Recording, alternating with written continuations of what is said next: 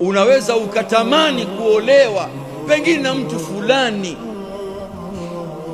lakini Allah akakuchagulia mtu mwingine, ridhika huko. Kwa nini? Inawezekana huyu ikawa ni shari kwake. Wako wangapi unamshauri, unamwambia wewe ndugu yangu mwanamume, wewe umemwona binti yule? Akamwambia nimemwona, swali istikhara. Anakwambia mimi swali. King'ang'anizi tu, mapenzi yamemchota, akili inampeleka, anatamani aingie kule. Mtake Allah ushauri. Akamwambia nitaoa tu.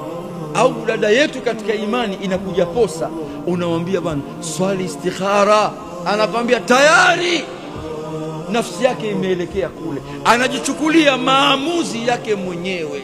Wakati Mtume Muhammadin sallallahu alayhi wasallam katika hadithi ya Jabir bin Abdullah al-Ansari, Mtume anasema, Jabir anasema alamana Rasulullah sallallahu alayhi wasallam salata al-istikhara. Mtume alitufundisha swala istikhara katika mambo yetu yote.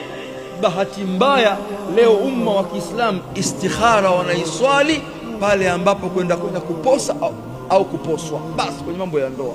Kumbe istikhara unapotaka kufungua biashara, istikhara unataka kusafiri, istikhara kadha wa kadha wa kadha, kumtaka Allah ushauri.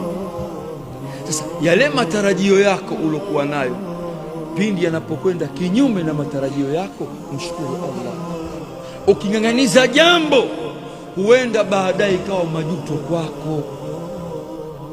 Nataka lazima nimuoe binti huyu, unalazimisha, unaenda kumuoa, unayokutana nayo kule yanakuja kuumiza moyo wako.